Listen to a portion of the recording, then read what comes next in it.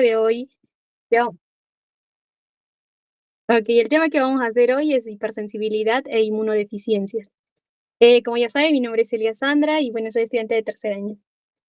Vamos a ir primero con la definición de hipersensibilidad, pero sin antes recordar que nosotros como organismo siempre vamos a estar expuestos a diferentes agentes, ¿no? Que puede ser que nos generen algún tipo de daño a nivel celular o a nivel tisular, por lo cual el organismo, el sistema inmune, perdón, va a reaccionar para defendernos y posteriormente eliminar estos antígenos. Sin embargo, cuando hablamos de hipersensibilidad, aquí es importante recordar una de las frases más comunes que decía el doctor Segovia. Yo asumo que son estudiantes de segundo año y que van a llevar recién inmunología. Entonces, el doctor Fernando Segovia les va a decir algo muy curioso del sistema inmune. Y es que este va a funcionar como un interruptor, es decir, como esa palanquita que nosotros prendemos y apagamos, pues va a ser igual. Siempre nos decía que el sistema inmune va a ser encendido, ¿no? Por diferentes causas, por células dendríticas, células presentadoras de antígeno, y van a activar el sistema inmune. Sin embargo, tiene que haber otros reguladores, ¿no? Cuando lleguemos a un punto de homeostasis, el organismo tiene que disminuir la sobreproducción de algunas citocinas, de algunas células. Y lo que va a pasar en la hipersensibilidad, pues es que va a haber un defecto en la misma. Entonces, vamos a decir que la hipersensibilidad, pues es una respuesta exagerada o de repente inadecuada del sistema inmunitario frente a un antígeno, lo cual va a generar algún tipo de daño tisular. Va a tener muchas causas. Dentro de ellas, por ejemplo, tenemos la autoinmunidad, es decir, que el organismo va a reaccionar frente a las células del mismo y los va a reconocer como agentes extraños. Este tema ya se ha hecho anteriormente, por lo cual no voy a profundizar. También tenemos otras causas como las reacciones contra microbios, no necesariamente solo microbios, pueden ser, por ejemplo, hongos o algunos virus. Eh, tenemos la reacción contra antígenos ambientales. Esto se va a relacionar mucho con la hipersensibilidad tipo 1, que son las famosas alergias, que continuamente y la gran mayoría de personas puede ser que tenga y puede tener factores genéticos. Bien, ahora vamos a continuar con los tipos de hipersensibilidad. Para que lo tengan muy claro, solo tenemos 4 tipos de hipersensibilidad. Tenemos el 1, el 2, el 3 y el 4. Y vamos a recordar palabras claves de cada uno de ellos. Dentro de la hipersensibilidad tipo 1, vamos a recordar principalmente a la inmunoglobulina E. Es lo principal que tienen que recordar y con lo que tienen que ir para iniciar el curso de inmunología. Tenemos la hipersensibilidad tipo 2. Esto va a estar mediado principalmente por inmunocomplejos. Inmuno, no, perdón, ¿qué estoy hablando? Va a estar mediado principalmente por anticuerpos. Anticuerpos. Y la hipersensibilidad tipo 3 va a estar mediada por inmunocomplejos, que posteriormente también les voy a explicar, ¿no? Complejos. Son palabras claves con los que tienen que irse. Lejos. Y tenemos la hipersensibilidad tipo 4. Este, a diferencia de los anteriores, va a ser mediado principalmente por los linfocitos T. Y la característica de estos dos primeros es que puede ser que tenga reacciones, pero a nivel local. Es decir, puede ser en un tipo de tejido, en un tipo de células. Sin embargo, estas dos últimas puede ser a nivel sistémico. Eso es muy importante. ¿Ya? Bien, vamos a empezar con la hipersensibilidad tipo 1. Aquí, como ya les he dicho, tienen que recordar mucho a las inmunoglobulinas E. Vamos a explicarles esta pequeña imagen en el cual tenemos la exposición al alérgeno, que es este de aquí. Y también importante recordar en la hipersensibilidad tipo 1 es que va a tener un nombre específico y vamos a profundizarlo porque va a haber un capítulo específico, que es el capítulo 20 del libro de Lavas, que es específicamente habla de la hipersensibilidad tipo 1. Va a tener, por ejemplo, algunos otros nombres, como puede ser alergias, ¿no? Las principales, ¿no? Que son las alergias, puede ser también atopias, entre otros. ¿Ya? Atopias. Bien. Bien, entonces, vamos a empezar con la imagen. Nos dice, ¿no? Tenemos una primera exposición. Lo importante también de la hipersensibilidad tipo 1 es que tenemos que tener dos exposiciones, una primera y una segunda. Vamos a iniciar con la primera exposición. Tenemos el alérgeno, que puede ser el polen, puede ser el pelo del gato, entre otros. Entonces, esta exposición generalmente a nivel cutáneo puede ser o a nivel respiratorio, que es en este caso, va a ser reconocido por las células presentadoras de antígeno. Y tenemos las principales, que son las células dendríticas, ¿no? Que son las células presentadoras de antígeno por excelencia, como nos decían los doctores. Los cuales estos van a ir a los ganglios linfáticos. ¿Para qué? Para presentarle este antígeno al linfocito T virgen. Este linfocito T virgen va a reconocer y posteriormente se va a diferenciar en los linfocitos T foliculares. También puede darse hablamos del linfocito T, pero una respuesta de TCD4. Aquí podemos incluir una respuesta no solo de los linfocitos T foliculares, sino también del TH2, ¿no? Que también anteriormente yo asumo que ya han hablado. Entonces, es tanto el linfocito TH2 como los linfocitos foliculares van a inducir a la síntesis de interleucinas. Entre ellas tenemos, por ejemplo, o a la liberación de las interleucinas, que es la interleucina 4 y la interleucina 13. También podemos hablar de la interleucina 5. Sin embargo, en este caso, que es la hipersensibilidad tipo 1, pues no es muy importante. Estas interleucinas van a estimular para que el linfocito B, que observan acá, se diferencie. Es decir, este linfocito B va a cambiar, va a ser el cambio antigénico, ese es el nombre correcto, el cambio antigénico, ¿no? Para que se dé la liberación y la síntesis de las inmunoglobulinas E. ¿Ya? Bien. Posteriormente, estos linfocitos B, para ser más específicos, se van a diferenciar en células plasmáticas y las células plasmáticas son las que van a secretar las inmunoglobulinas E. Bien. Estas inmunoglobulinas E que tenemos acá van a pasar a la circulación sanguínea.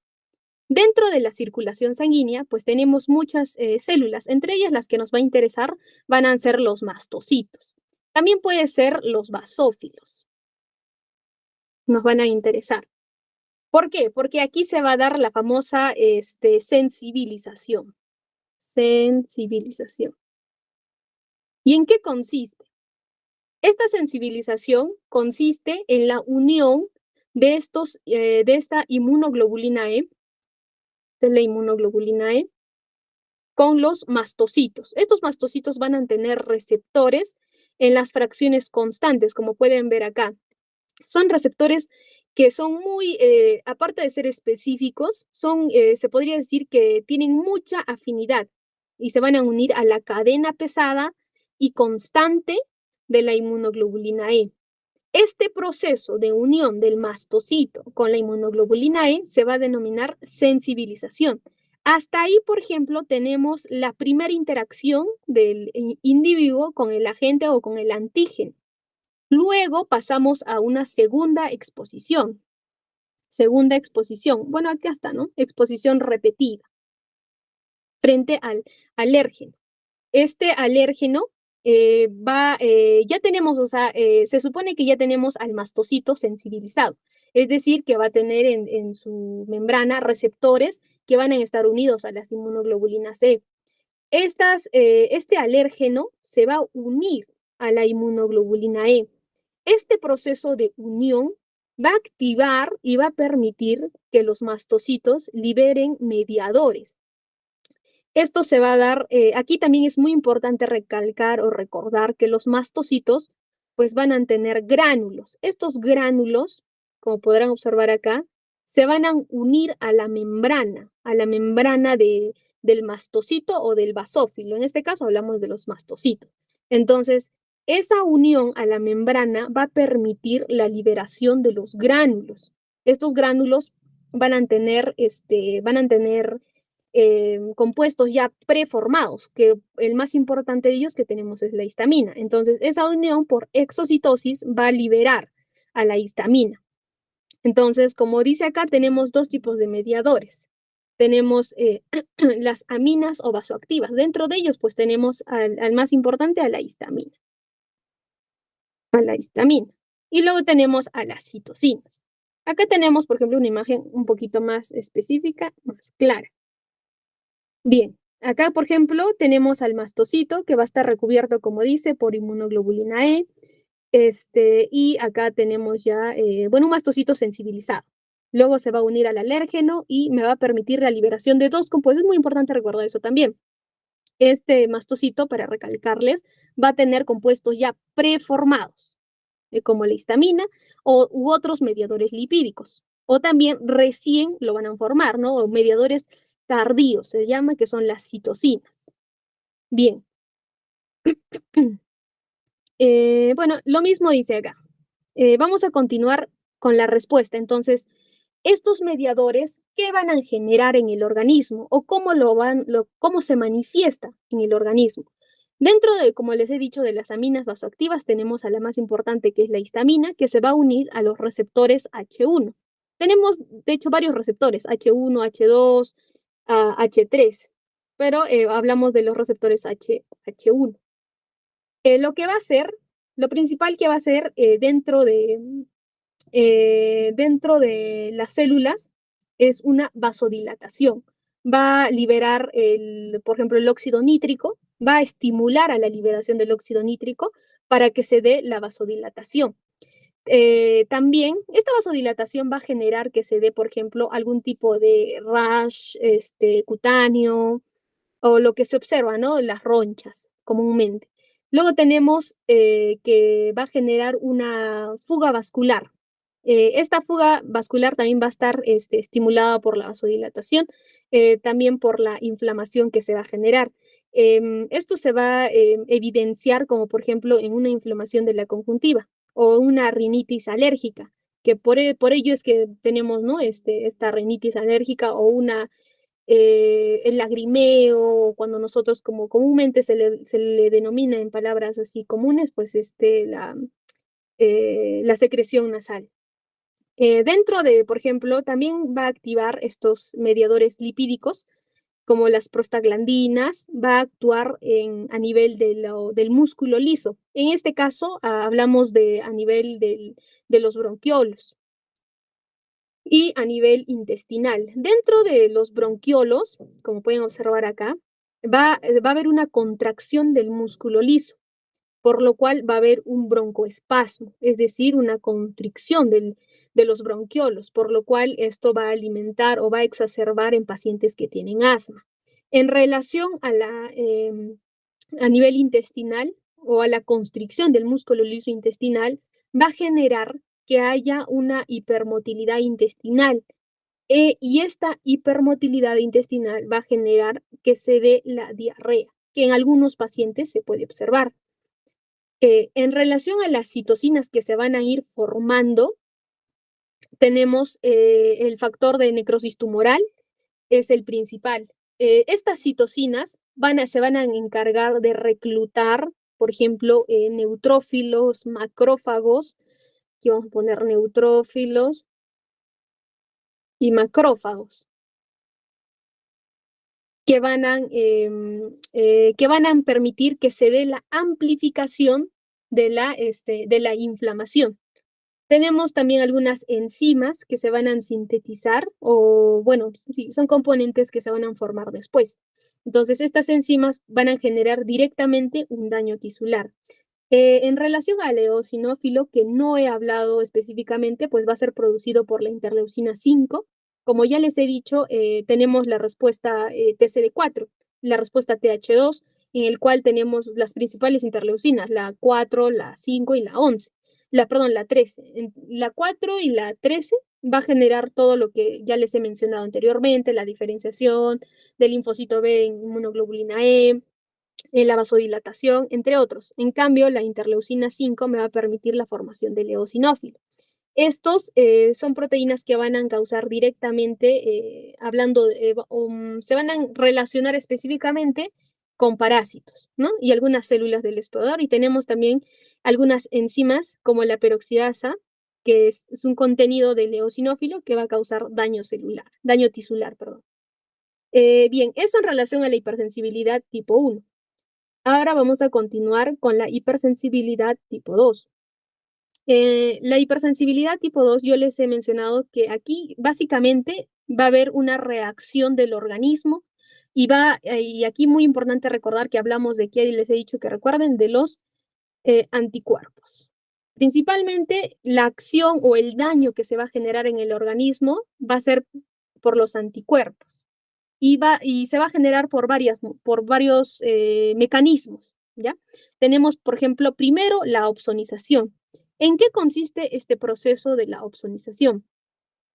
En palabras simples, vamos a decir que la opsonización va a ser el proceso en el cual un anticuerpo, como pueden observar acá, puede ser un anticuerpo o un elemento o un producto del sistema de complemento que es el C3b o el anticuerpo acá en sí, que se va a unir a los receptores de diferentes células. En relación a los anticuerpos, puede ser, ya no vamos a hablar de la inmunoglobulina E, sino que vamos a hablar de la IgG y de la IgM, ¿ya? De los dos anticuerpos principales. Entonces, lo que vamos a hacer es, como ya se ha dicho, estos anticuerpos van a reconocer como antígenos a diferentes receptores. En este caso tenemos un receptor que va a ser en el eritrocito y el otro que va a ser en la plaqueta. Entonces, ¿qué va a suceder acá? Estos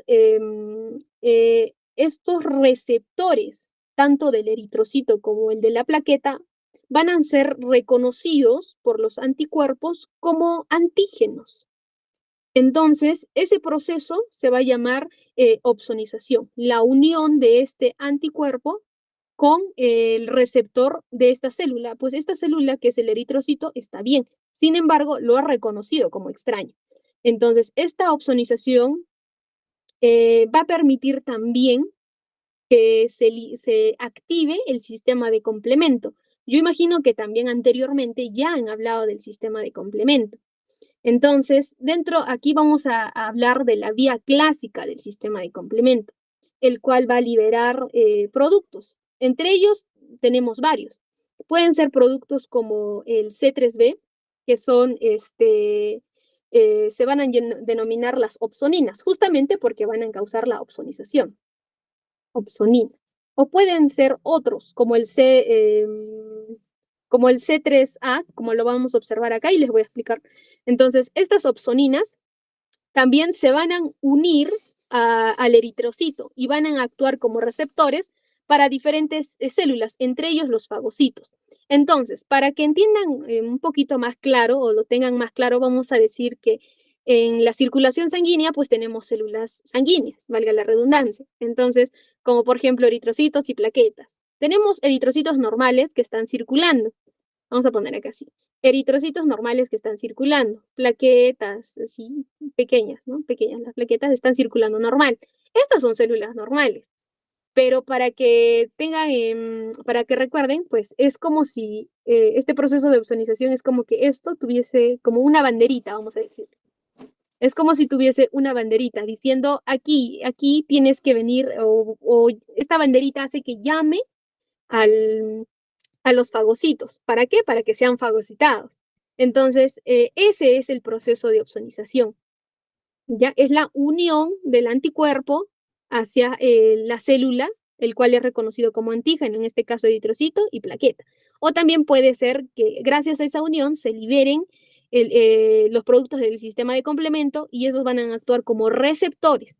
Por eso es muy importante también recordar que este fagocito de aquí va a tener receptores tanto para la fracción constante del anticuerpo o también receptores para los productos del sistema de complemento o los productos que se liberan durante el sistema de complemento, que es el C3b.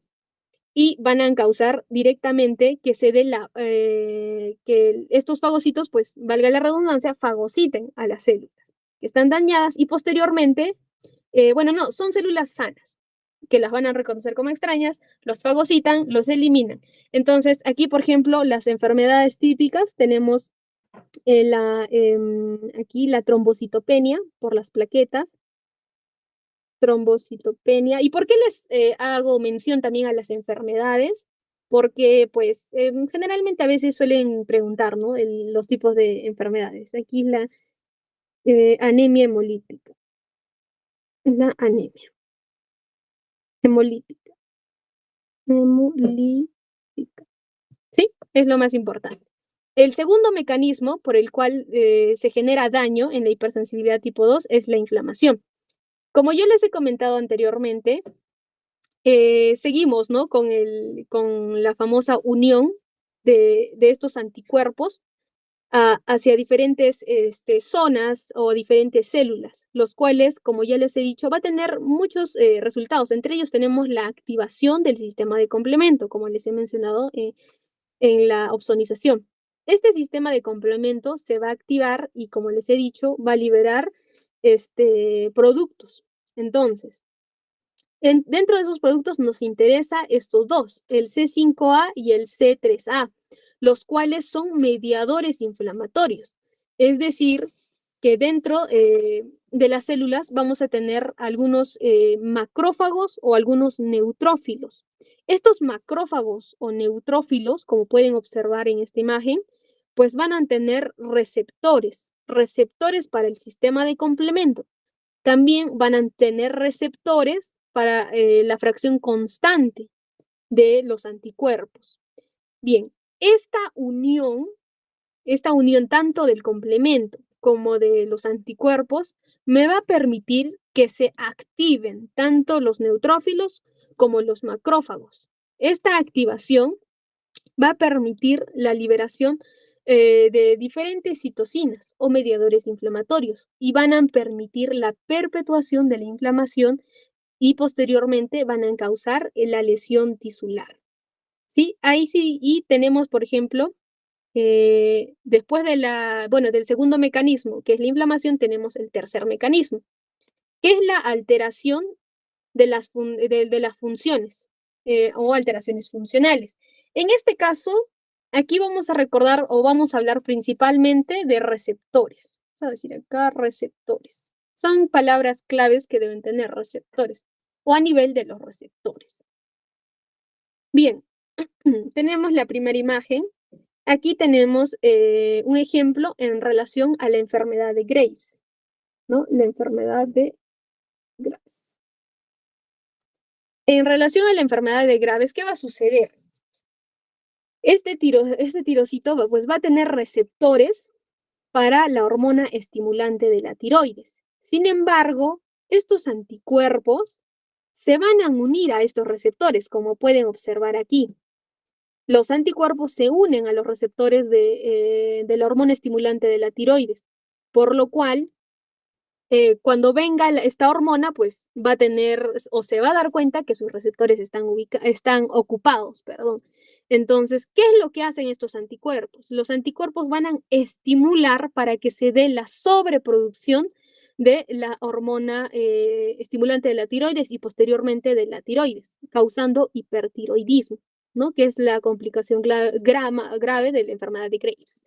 Entonces, tenemos también aquí, en este caso, que es otra, que tenemos, por ejemplo, en relación a las terminaciones o a la unión neuromuscular, que es de la enfermedad del miastemia, perdón, graves. La miastemia graves. Entonces, ¿qué va a suceder acá? Tenemos, por ejemplo, hemos dicho que estamos hablando de la unión neuromuscular. En esta unión neuromuscular, lo que debería de suceder normalmente es que a nivel de los canales de calcio se van a liberar la acetilcolina. Esta acetilcolina va a estar en el espacio neuromuscular y se va a unir a los receptores que se van a encontrar aquí en el músculo. Entonces, lo ideal es que la acetilcolina se una a estos receptores y posteriormente, pues se dé la función muscular normal. Sin embargo, otra vez tenemos la acción de los anticuerpos o autoanticuerpos que se van a unir a los receptores de acetilcolina. Esta unión va a permitir o va a hacer que la acetilcolina no cumpla su función, que es el movimiento muscular.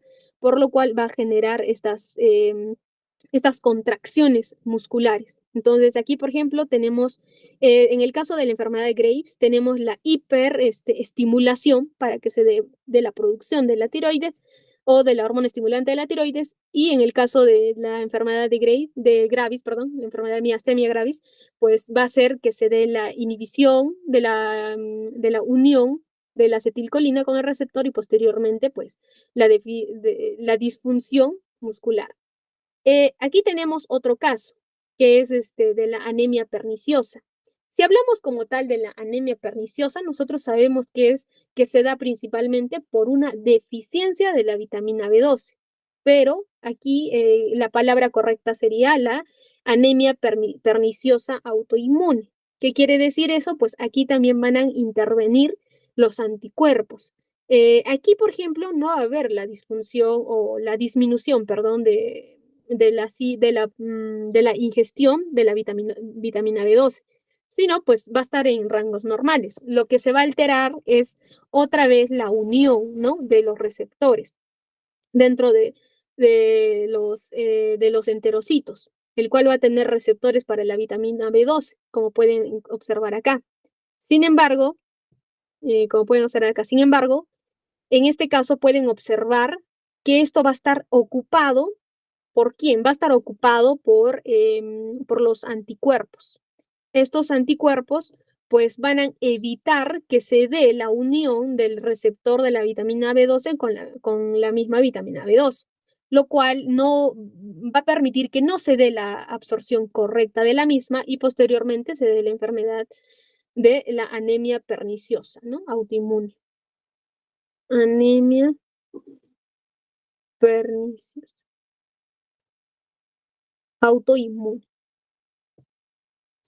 ¿Y por qué siempre les recalco en las enfermedades? Porque yo recuerdo que hubo una pregunta que nos decía, ¿no? De acuerdo al tipo de hipersensibilidad, pues, ¿cuál no pertenece a tal, no? Bien, eso en relación a la hipersensibilidad tipo 2. Ahora vamos a continuar con la hipersensibilidad tipo 3. En relación a la hipersensibilidad tipo 3, lo más importante que deben acordarse aquí, pues, es la formación de inmunocomplejos. ¿Y qué son los inmunocomplejos? Un inmunocomplejo va a ser aquel anticuerpo que se va a unir a un antígeno. Y esto va a ser a nivel de la circulación, ¿no? Tenemos antígenos, anticuerpos, y estos se van a unir a nivel de la circulación. Esos son los inmunocomplejos. Entonces, si nos preguntan qué son inmunocomplejos, ya sabemos que es la unión del antígeno con el anticuerpo. Bien, en relación a cómo se dio el descubrimiento de la hipersensibilidad tipo 3, pues está amplio, bien explicado en el ABAS, pero sí es de importancia. ¿Por qué? Porque hay muchos casos en los cuales, por ejemplo, nosotros podemos tener algún tipo nos puede picar la araña, nos puede picar, bueno, nos puede morder el perro o una serpiente. Entonces, de alguna u otra manera, pues nos tienen que aplicar o nos tienen que vacunar con el suero, que va a ser el antídoto, ¿no? Este suero principalmente va a ser sintetizado en animales, ¿no? Y principalmente el caballo.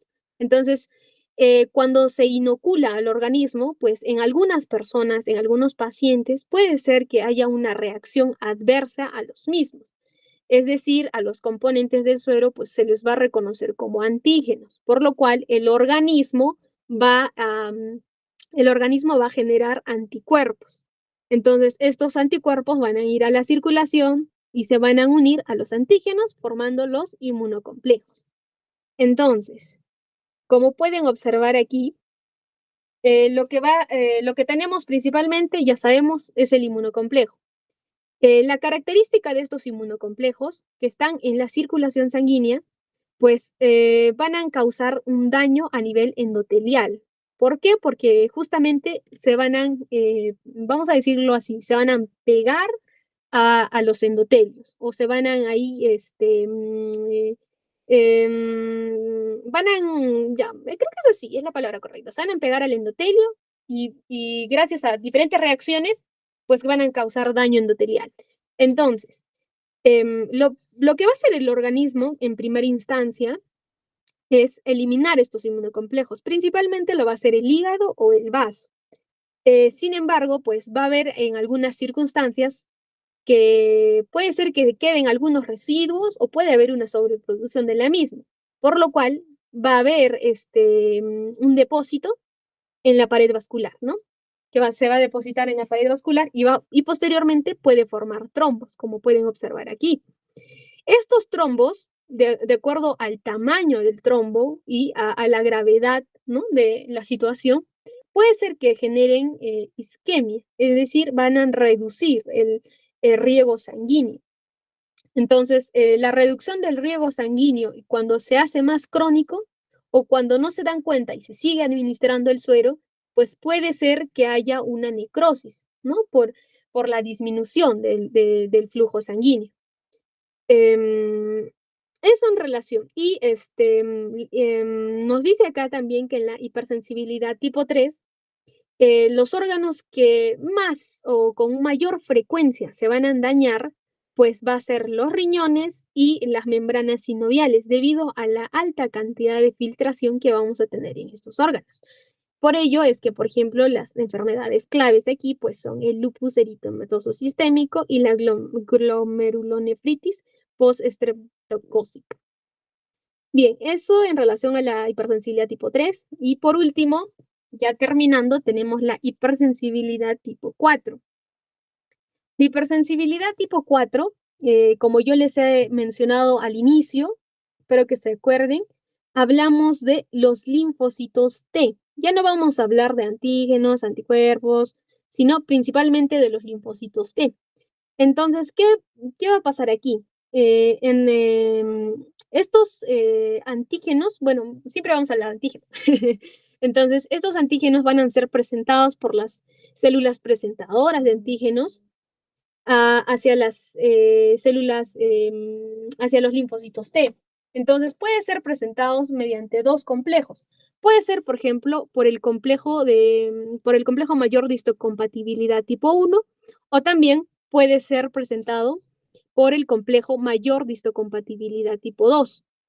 Entonces, hablamos aquí de una fase inicial. ¿Por qué? Porque esta hipersensibilidad tipo 4 también se le va a conocer como la hipersensibilidad retardada. Y esto también lo van a estudiar mucho en microbiología, cuando hagan, perdón, tuberculosis, ¿no? ¿Qué tipo de respuesta es? Es una respuesta tardía, hipersensibilidad tipo 4. Entonces, de acuerdo, o sea, la respuesta que va a tener aquí o la eliminación o el daño que se va a generar a las células y a los tejidos, principalmente a los tejidos, va a ser de acuerdo a la respuesta. Puede ser una respuesta citotóxica o puede ser directamente una respuesta a nivel o para que se genere directamente la muerte celular. Y eso depende mucho de si lo presenta a nivel del complejo mayor de histocompatibilidad tipo 1 o el tipo 2. Entonces, en la fase inicial, pues se va a generar esa presentación y posteriormente se va a generar memoria. ¿Ya? Entonces, ya tenemos la memoria. Y luego va a haber una segunda, una exposición repetida, muy parecida a la hipersensibilidad tipo 1. Sin embargo, aquí ya no hablamos de inmunoglobulina E, sino que estamos hablando del linfocito T. Entonces, si hablamos de, por ejemplo, para no repetirles, ¿ya? Entonces, tenemos, por ejemplo, vamos a explicar la imagen A. Tenemos la inflamación mediada por citocinas. En este caso estamos hablando del complejo mayor de histocompatibilidad, MHC. Si hablamos del linfocito TCD4, pues estamos hablando del 2, ¿no? Del complejo mayor de histocompatibilidad tipo 2, el cual va a presentar este antígeno al linfocito TCD4, como pueden observar aquí.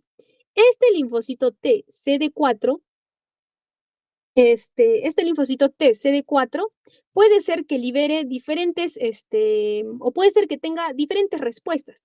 Y como ya hemos mencionado también al inicio, pues yo imagino que ya lo han trabajado. Tenemos una respuesta TH2, TH1, TH2 y TH17.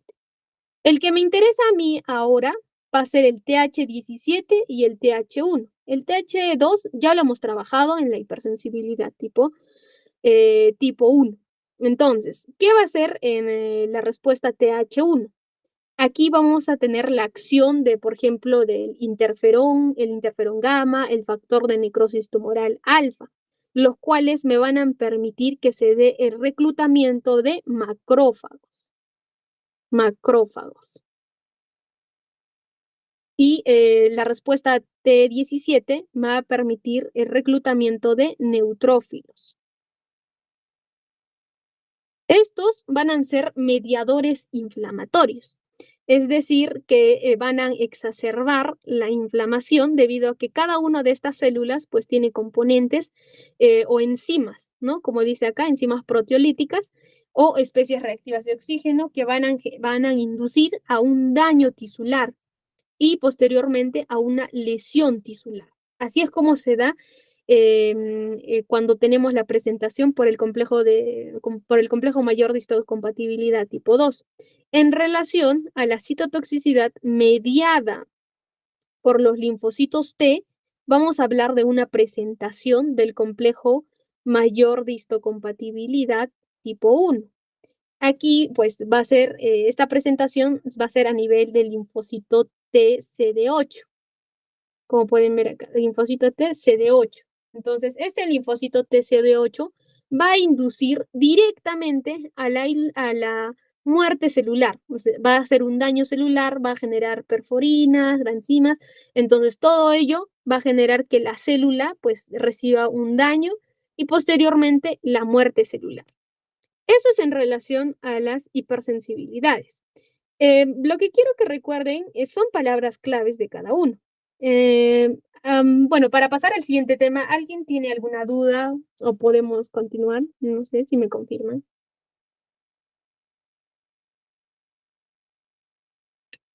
No los puedo ver, así es que espero que no tengan duda. O si tienen, me avisan. Si no, pasamos ya al segundo tema, que son las inmunodeficiencias. Ay, yo también, tuberculosis. Bueno, asumo que no tienen duda. Ya, vamos a continuar con el siguiente tema, ya para terminar. De hecho, este tema es bastante cortito. No quise profundizar porque de hecho si lo hago así súper detallado, yo creo que se van a perder un poco y además considero que requiere un poco de razonamiento debido a que este tema de las inmunodeficiencias a mí me parece que es como ya un compendio, un resumido, es como que ya tienen, asumo yo, conocimientos de temas anteriores que se han tratado. Entonces, de acuerdo a los conocimientos previos que ya tienen, pues ya yo asumo que pueden entender un poquito de por qué suceden las inmunodeficiencias. Entonces, para definir, pues vamos a decir que son defectos, puede ser en uno o más componentes del sistema inmunitario. ¿Eso qué quiere decir? Nosotros, para hablar del sistema inmune, es como, yo lo considero como un mapa gigantesco, ¿no? Que va a tener un origen y un fin. Entonces, bueno, no un fin como tal, pero va a tener un origen. En este caso son las células, ¿no? Que empezamos con las células, los tipos de barreras, entre otros. Entonces, dentro de las células, tanto de la línea mieloide, de la línea linfoide, va a haber una generación, maduración, producción, diferenciación y todo ese proceso que yo asumo que ya lo han visto anteriormente. Entonces, en una de esas etapas, que es, la verdad, me parece súper amplio, en una de esas etapas, pues se va a generar el daño de las células. Es decir, puede ser, como les he dicho, la diferenciación. Puede ser que se diferencien otro tipo de células. Puede ser que en la maduración del linfocito T, el linfocito B, en la activación del linfocito T. Puede ser en diferentes formas, se puede dañar este proceso. Entonces, si ya se daña un poquito o un poco de la cadena, que yo lo considero así, pues va a generar una disfunción del sistema inmune. A eso lo vamos a denominar las inmunodeficiencias. Dentro de ellas tenemos dos tipos de inmunodeficiencias. Tenemos las primarias y las inmunodeficiencias adquiridas. Dentro de las inmunodeficiencias primarias, vamos a decir que son aquellas en las cuales, con los cuales, perdón, nosotros nacemos, es decir, es a nivel genético. y se va a ver o se va a evidenciar con más claridad, pues, en niños, en recién nacidos, en lactantes o en infantes. Bien, tenemos también las inmunodeficiencias adquiridas. Estas van a ser,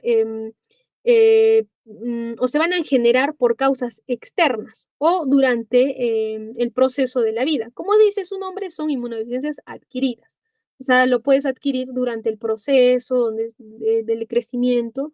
Entonces, durante todo ese proceso lo puedes ir adquiriendo, a diferencia de las primarias, que son ya con las que uno nace y se dan a nivel genético. Bien, vamos a continuar con las inmunodeficiencias. Esto se relaciona mucho con lo que les voy a explicar. De hecho, yo estaba buscando una manera un poco resumida o para explicarle, ¿no? Porque de hecho siento que el libro de Lavas me parece un poquito desordenado en este aspecto. Entonces, por ejemplo, este cuadro lo tomé de un video que estaba mirando y me parecía muy resumido, muy ordenado, que es como a mí me gusta estudiar. Entonces, vamos a clasificar a la inmunodeficiencia primaria de acuerdo a la rama que afecta y al tipo de célula que está afectando. Tenemos, de acuerdo a la rama que afecta, tenemos, por ejemplo, si afecta en el primer caso, ¿no? A la inmunidad innata o si está afectando a la inmunidad adquirida. Entonces, nosotros debemos recordar aquí de la inmunidad innata, pues que tenemos muchas células de la respuesta primaria. Por ejemplo, los neutrófilos, macrófagos, los natural killer, bueno, en resumidas cuentas, los fagocitos. Entonces, em, hablarles, como les he dicho al inicio, de específicamente de cada uno sería demasiado tedioso y abarcaría bastante tiempo, por lo cual les voy a dar como puntos claves para que recuerden y cuando ya les toque estudiar específicamente estas inmunodeficiencias primarias, pues profundicen con el conocimiento que van a ir adquiriendo. Bien, en relación, como les he dicho, a la innata, tiene que ver mucho con las células que se generan. Y yo les he dicho que todo el proceso, ¿no? De generarse las células, pues es amplio. Entonces, en algún punto de ese proceso, estas células, pues se van a tener de repente un cambio antigénico o, no, perdón, un daño en el ADN, metilaciones, entre otros, que van a generar una disfunción de esta célula. Entonces, y dentro de las enfermedades que principalmente vamos a tener, pues va a ser la enfermedad granulomatosa crónica, unas deficiencias de la adhesión leucocitaria, que también esto se ha visto al inicio, ¿no? Del rodamiento y el proceso en el cual se da la salida del leucocito hacia la zona o a la noxa, ¿no? Todo ese proceso, o sea, durante todo ese proceso, por eso me parece muy largo. Ese proceso parece corto, pero dentro de esos pasos puede darse algún daño. En este caso hablamos de la adhesión leucocitaria.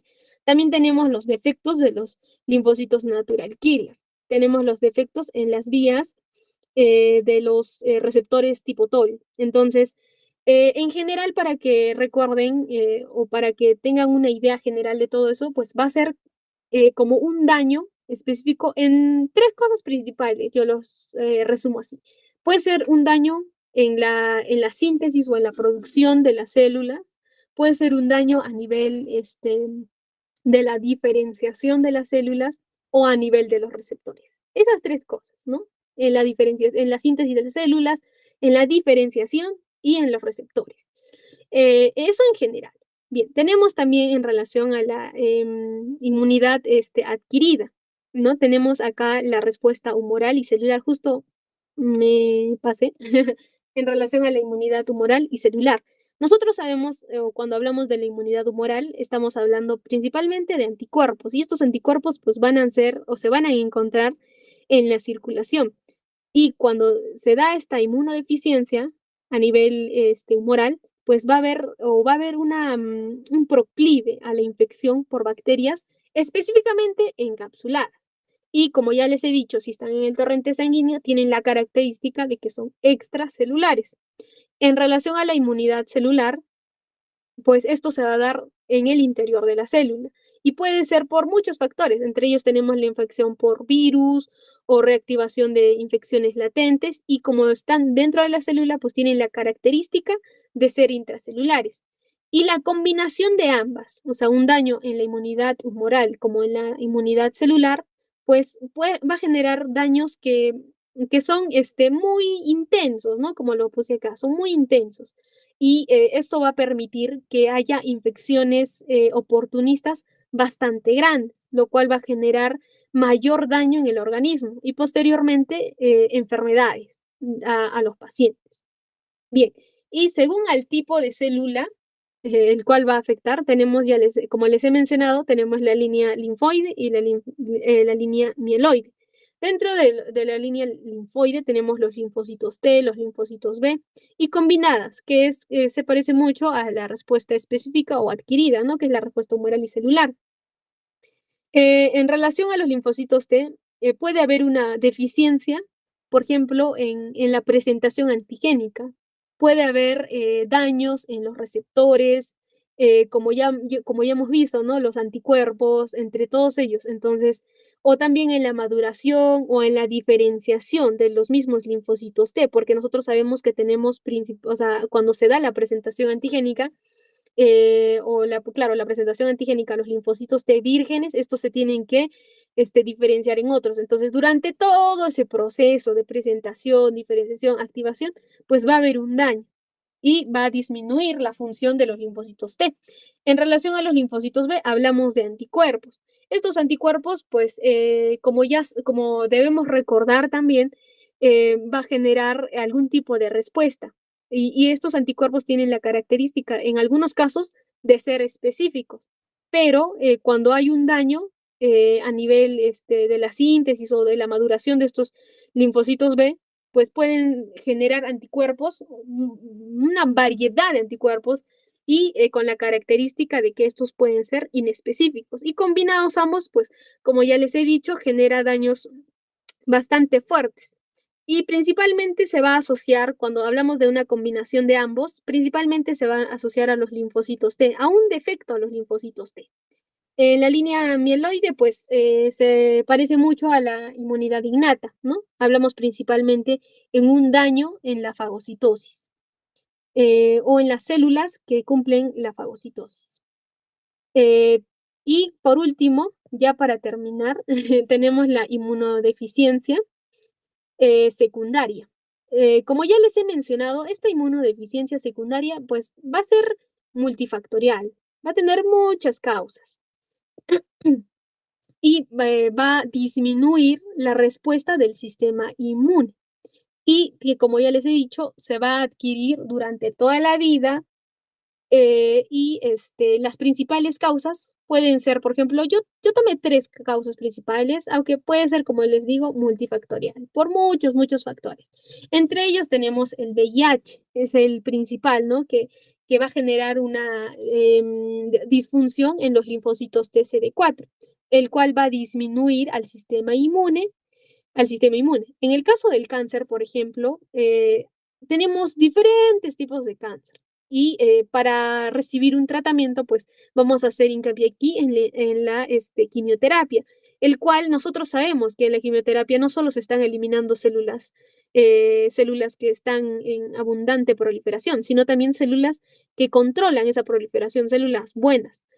En relación a la iatrogenia, pues nosotros puede ser, por ejemplo, la administración de medicamentos que disminuyen el sistema inmune, como por ejemplo puede ser algunos corticoides en personas diabéticas que también pueden aumentar la glucosa. Entonces, la característica en sí de todos estos factores o los tres factores que les he mencionado ahora pues es que van a disminuir el sistema inmune, por lo cual esta disminución del sistema inmune va a generar a que el organismo sea propenso a que adquiera enfermedades. Eso en general, con eso estaríamos ya terminando la inmunodeficiencia secundaria. Creo que eso sería todo. Gracias. Si tienen alguna duda, por favor, me la hacen saber. Sí, chicos, pueden dejar sus preguntas o prender sus micrófonos. También les he dejado el test en el chat. Y si, bueno, esperemos un minutito para ver. Y agradecer a Celia por dar esta increíble ponencia. Es un tema muy bonito. Y bueno, ojalá se animen a hacer alguna preguntita.